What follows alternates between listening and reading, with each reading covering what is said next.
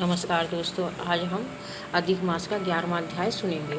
नारद जी बोले, हे महामुनि, उस कन्या ने बड़ी कठोर तपस्या प्रारंभ कर दी जिसे मुनि लोग भी करने में कठिनता अनुभव करते हैं। श्री नारायण बोले, उस कल्याणी ने बड़ी कठिनाई से होने वाला तप प्रारंभ किया तथा पंचमुखी शांत शिव का ध्यान करने लगी। गर्मी में प्रचंड धूप में अग्नि के बीच में बैठकर और हेमंत तथा शीत ऋतु में ठंडे जल में बैठकर वे तपस्या करती। उसका मुख जल में कमल के समान तथा सिर के बाल फैलकर सेवार मंजरी से घिरे हुए जल में शोभायमान लगते थे। वे बाला वर्षा ऋतु में खुले मैदान में वर्षा के जल को अपने शरीर पर लेती। भोजन के स्थान पर दोनों समय कोमल अग्नि यानी धुएं को पीकर रह जाती। देवता जिसे कठिन समझते हैं एवं ऋषिगण जिसकी प्रशंसा करते हैं, ऐसे तप क्रम में उसे 9000 वर्ष बीत गए। तब पार्वती पति भगवान शिव उसकी तपस्या से प्रसन्न हुए और उसे वहां आकर दर्शन दिए। शिव जी के दर्शन कर वे बाला शीघ्र ही खड़ी हो गई। तपस्या तथा प्रसन्नता के कारण कृष्ण देह में भी हष्टपुष्ट दिखने लगी। उस बाला ने सिर झुकाकर भगवान शिव जी को प्रणाम किया। संसार पूज्य भगवान शिव का मानसिक पूजन किया तथा भक्ति पूर्वक इस प्रकार स्तुति करने लगी, हे पार्वतीनाथ, आपको नमस्कार।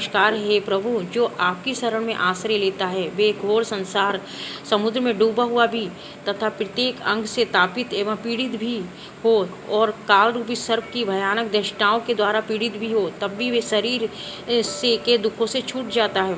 आपको नमस्कार है। इस प्रकार मन और वाणी से उस तपस्वी ने महादेव जी की प्रार्थना की। उसकी प्रार्थना सुनकर तथा उग्र तप से प्रसन्न हुए भगवान शिव जी बोले, हे भद्रे तपस्विनी, तुम दुखी मत हो।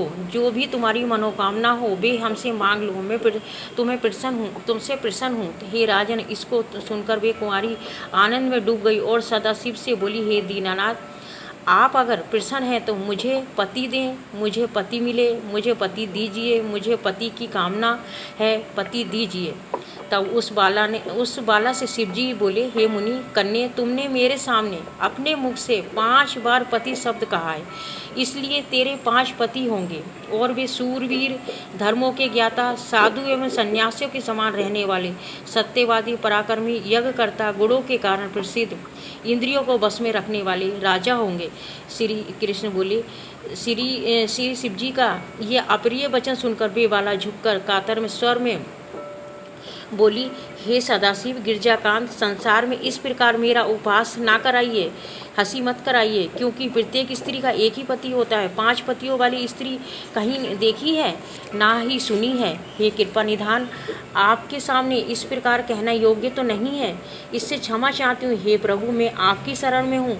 इससे सुनकर भगवान शंकर कहने लगे, हे वीरू, तुम डरो नहीं। आगे के जन्म में तपस्या के बल से तू माँ के गर्भ द्वारा उत्पन्न नहीं होगी। उसी जन्म से तुझे ये 5 पति प्राप्त होंगे। उन पतियों के साथ अनेक सुख भोग कर तू परम पद को प्राप्त होगी। शिवजी ने आगे कहा, हे पुत्री, पुरुषोत्तम मास भगवान का प्यारा महीना है, तूने उसका नियम पालन नहीं किया। श्री कृष्ण भगवान ने अपना ऐश्वर्य प्रदान करके इसे अपना बनाया है। ब्रह्मा आदि देवता, नारद तथा मैं जिसकी आज्ञा पालन करते हैं, उनकी का आज्ञा भला कौन टाल सकता है। हे मूढ़, तूने संसार पूज्य इस मास का व्रत पालन नहीं किया था। हे ब्राह्मण पुत्री, इसी कारण तेरे 5 पति होंगे। इस प्रकार कहते हुए भगवान शिव तो अंतर ध्यान हो गए और वे बाला झुंड से बिछड़ी हुई हिरनी के समान चकित खड़ी रह गई। अब अगले दिन हम 12वें अध्याय सुनेंगे।